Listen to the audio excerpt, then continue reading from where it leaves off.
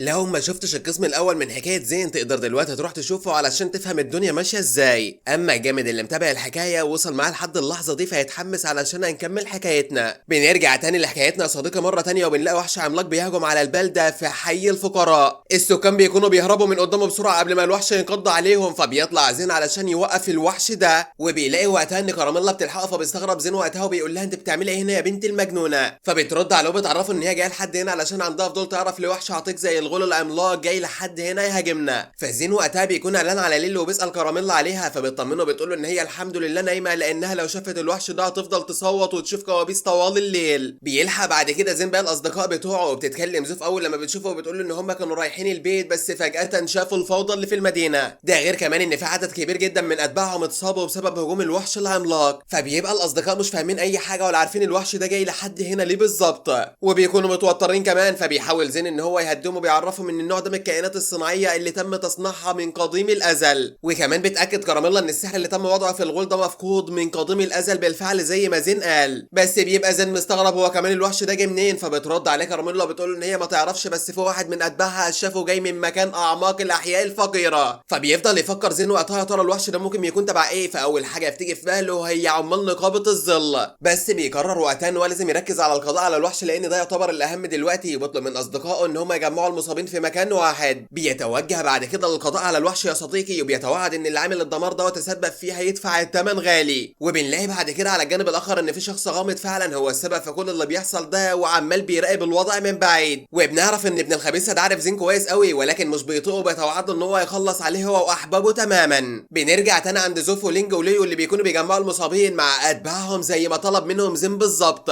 وبنروح عند زين وبيطلب من كراميلا ان هي تبعد عن المكان بسرعه علشان ما تتاذيش، وبيستخدم السحر بتاع العلاج الخارق بتاعه وبينجح في علاج كل المصابين بالفعل. وبالرغم ان هو نجح ان هو يعالجهم ولكن بيكون متضايق جدا في هذه الاثناء، فبتساله كراميلا عن السبب اللي هو مضايقه، فبيرد عليها وبيعرفها ان هو متضايق علشان صاحي بالليل كده والناس كلها نايمه والوقت متاخر كمان وعمال بيعالج مئات الجرحى بالمجان. وده كله طبعا غير قلقه على ليلي اللي لسه في البيت نايمه لحد دلوقتي وما يعرفش عنها اي حاجه. فبترد عليه كراميلا وبتحاول ان هي تواسيه وبتقول له فعلا انت عندك حق بس للاسف محدش عارف ايه اللي بيستنانا بعد كده. وبنشوف سيد الغيلان يا صديقي وهو بيراقب زين من بعيد وبيبقى مندهش حرفيا من قوه زين الاسطوريه، وبيتكلم مع نفسه بكل سخريه في هذه الاثناء وبيقول ان هو اكيد من النخبه او اعلى رتبه في المكان كله. بيضحك ضحكه شريره وبيتحمس الراجل وبيقول ان هو بيحب الناس اللي بتفوق توقعاته دائما، وزين عامل كده بالفعل. وبالفعل بيكون زين قدر ان هو ينقذ الجرحى كلهم، بس لسه يا صديقي الخطر زي ما هو في المدينه لان الغول عمال بيدمر في البلده كلها. في الوقت نفسه بيرجع كل الاصدقاء بتوع زين وبيبلغوا ان هم جمعوا كل الجرحى في المدينه، فبيحييهم زين وقتها على ادائهم الممتاز ده وبيشكرهم كمان علشان قدر ان هو ينقذ الجميع. ولحد دلوقتي ما فيش اي حد مات بفضله، وبيفتكر زين بعد كده في طريقه للقضاء على الغول اللي موجود قدامه. ما بيكونش لقى حل للاسف، فبيبدا يفكر مع نفسه ان هو ممكن يزهق من اللي بيحصل ده ويسيب البلده كلها ويمشي. ولكن كراميلا بترد عليه وبتقول له ان الغول ما بيهداش ابدا واللي انت بتقوله ده مستحيل تماما، لازم تنفذ له الاوامر اللي هو بيطلبها علشان يهدى بعد كده. واكيد الامر اللي هو جاي له احنا مش هنقدر ننفذه لان هو جاي يدمر الاحياء الفقيره تماما. فبيتضايق زين جدا وقتها بيقول لنا فكره وجود الغول اصلا في العالم حاجه غريبه تماما لان المكونات اللي بتوفر الحياه للوحوش مش موجوده عندنا هنا وصعب ان احنا نلاقيها كمان. فبيتكلم زين وبيرد عليها بيقول لها ان كل الاسئله والتفكير ده ملوش اي 60 لازمه دلوقتي، وبيقول لهم ان هم لازم ينطلقوا دلوقتي علشان يخلصوا على الوحش في اسرع وقت ممكن. فبتتصدم كراميلا حرفيا ولكن زوب بتطمنه وبتقول له احنا والاصدقاء كلهم موجودين ومستعدين للهجوم معاك يا زين. فبيسال زين بعد كده كراميلا بيقول لها تفتكر ان احنا نقدر نخلص على الغول ده في اسرع وقت ممكن ازاي؟ فبترد عليه كراميلا وبتعرفه ان هم لازم يدمروا الحجر السحري واللي يعتبر هو نواته او قلبه، اما اي ضرر تاني فهو هيجدد نفسه على طول. فزين طبعا بيتضايق جدا وقتها لانه عارف ان هو لازم يحط الحجر السحري اللي معاه وان هو كده مش هيقدر يبيعه للاسف،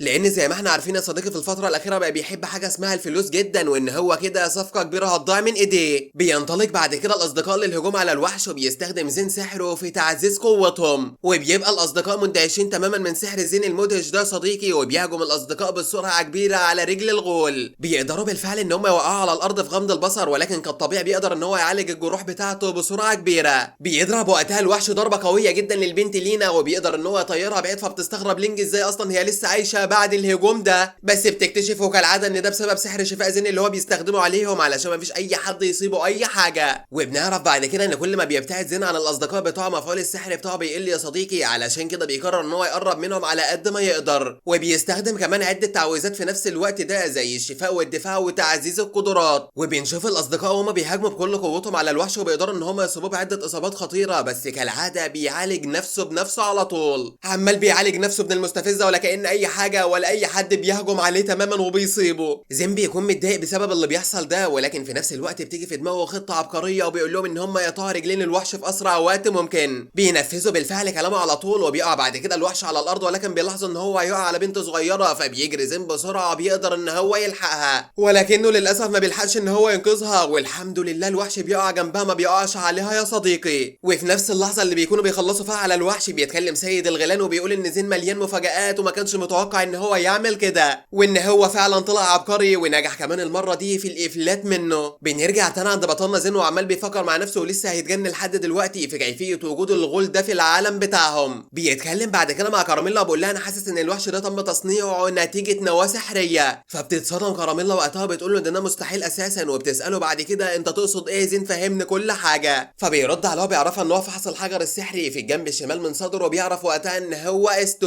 استون دوت يا صديقي هو قائد المغامر اللي كان معاه زمان، وده اول حد بالفعل بيجي في دماغه. وفعلا بننتقل عند استون وبنعرف ان هو راح يقابل سيد الوحوش، وبيبقى الحقد والغل ماليه من ناحيه زين. وبنعرف بعد كده صديقه وبنكتشف ان استون اساسا هو الوحش الغول نفسه. وكمان بنعرف ان اشهر الطرق هو الدمج بين الحجر السحري والانسان بينتج عن نواه نوع جديد يا ساده. وطبعا بما ان البشر مليانين بالمشاعر السلبيه فيقدروا ان هم يستخدموا السحر عليهم ده بكل سهوله. وبنعرف كمان بعدها ان سيد الوحوش خدع استون علشان يقدر ان هو يحوله الوحش ويشوف احداث الحكايه المثيره ديت. وهل يا ترى استون هيقدر ان هو ينجح في القضاء على البلده الفقيره ويدمرها تماما ولا لا؟ بنشوف زين بعد كده بيطلب من اصدقائه ان هم يبعدوا عن المكان بسرعه لانه حاسس بخطر هنا، فبيستغربوا جدا من كلامه وبيقولوا له هو انت اتجننت يا زين ولا ايه؟ احنا لو سيبنا الوحش دلوقتي من غير ما نخلص عليه هيجدد نفسه من تاني، وبكده كل اللي احنا عملناه ملوش اي 60 لازمه. وبيقولوا له هتنسى ان انت معالج مالكش في القتالات ولا في الحاجات دي، فمن الافضل ان انت تقعد على جنب تتفرج علينا يا باشا واحنا بنقاتل الوحش بنفسنا. زين بيكون عارف ومقتنع بكلامهم 100% وبيقول ان هو صح تماما، ولكن بيقول لهم ان الوضع دلوقتي ما يسمحش ان انا اقعد اتفرج عليكم من بعيد ولازم اشارك معاكم المره ديت. وبعد الحاح كتير من زين بالفعل بيسمعوا كلامه وبيتراجعوا على طول. ولكن بعد شويه بتظهر كراميلا من تاني في اللحظه دي يا صديقي، وبتعرف زين ان الفجر قرب ان هو يطلع، وبما انها مش من محبين الشمس تماما وهي بتاثر عليها فعلشان كده لازم ومضطره ان هي ترجع البيت على طول. وبتعرفه ان هو ياخد باله كويس قوي من نفسه، ولو احتاج اي حاجه يقدر ان هو يتواصل معاها وان هي هتجهز له الشاي وتستناه في البيت لحد ما يرجع. فبيوعدها بالفعل ان هو هيرجع وراها على طول اول ما يقضي على الوحش ده. فبترد عليه وبتقول ان هي مش قلقانه اصلا، وعلشان كده قالت له ان هي هتجهز الشاي عما يرجع ليها. وفي اللحظه دي يا صديقي بيبدا القتال بين زين والوحش بالفعل، وبيبقى الوحش متعصب جدا منه على اخره تماما، وبيجمع كل قوته وبيوجه ضربه قويه جدا لبطلنا زين. ولكن زين بالفعل بيقدر ان هو يتفادى الهجوم دوت، وبيجمع قوته وكمان في هذه اللحظه وبيهجم على الوحش باقصى ما عنده، وبينجح في القضاء عليه تماما باول هجوم مدهش ليه. بعد ما بيعمل كده بيقدر ان هو يخلص على الوحش تماما، بيرجع استون في اللحظه دي لشكله الاصلي يا صديقي. فبيجري عليه زين وبيطعنه بالسيف بتاعه بكل قوته علشان يقدر ان هو يخلص عليه كمان ويرتاح من استخدامه للسحر دوت. وبيستخدم سحره في هذه اللحظه علشان يقدر ان هو ينقذ الموقف اللي هم فيه ويعالج كل سكان القريه. وكمان استون بيكون بيصعب عليه في هذه اللحظه بعد ما طعنه بالسيف بتاعه، فبيقرر ان هو يعالجه هو كمان، وبيكون متضايق جدا منه بعد ما بيعالجه. ومن كتر ما هو متضايق منه بيجمع كل قوته في ايده وبيخبطه بوكس قوي جدا بيطيره بعيد، وبيقول له ما تعملش مره كده تانية يا حيوان. الولد من قوه اللكمه اللي هو اخدها بتفضل منيمه لحد تاني يوم يا صديقي، وبتيجي نائبه الفرسان وبتقبض عليه بسبب الجرائم اللي هو عاملها. بتتكلم وبتقول له عمك زين سايب لك رساله معايا دلوقتي، وبتقول له الرساله يا صديقي ان هو اخد السيف بتاعك وانت مغمى عليك، وبيشكرك على السيف الغالي اللي هو اخده دوت، وبيعرفك ان هو هيبيعه علشان يكسب منه المال ويعوض اهل الاحياء الفقير عن الاضرار اللي انت سببتها لهم. استون وقتها بيكون صعبان على نفسه ومتضايق جدا بسبب اللي حصل ده، وعايز يولع في زين حرفيا، وبالذات لما بتديله النائبه مكافاه نهايه الخدمه، وهي نفس العمله الذهبيه اللي اداها لزين لما طرده من الاكاديميه قبل كده وهانه كمان قدام الكل. استون بعد كده بيفتكر اللي هو عمله مع زين قبل كده وان هو كان بيهينه قدام الجميع وذله حرفيا. بتصعب عليه نفسه لدرجه ان هو بيبدا يبكي على حاله في هذه الاثناء. بنرجع تاني عند الراجل ابن الخبيثه وبنشوفه اثناء ما كان ماشي في الغابه ومتضايق جدا هو كمان من زين، وبيقول ان هو هيقابله قريب اكيد وطريقهم هيكون واحد. الغل بيكون مسيطر على الراجل دوت وبيتوعد له ان هو يخلص عليه في اسرع وقت ممكن. واما بقى على الجانب الاخر الاخ زين ولا في دماغه اي حاجه من اللي بتحصل ده، بيرجع هو واصدقائه للمنزل وبترحب بيه ليلي، وكمان كراميلا بتكون مستنياه بالشاي زي ما هي وعدته. وبس لحد هنا تكون حلقه النهارده الاسطوريه خلاص خلصت. رحله زين عماله بتصعب اكتر واكتر واللي جاي كله دمار، فتفتكر بقى الدنيا هتكون عامله ازاي مع زين ويقدر ان هو يواجه المشاكل دي كلها ولا لا؟ كل ده واكتر هنعرفه الحلقات اللي جايه مع بعض، بس قبل ما اقفل الفيديو عايز اقول لك صلى على النبي واشوفكم على خير الفيديو اللي جاي.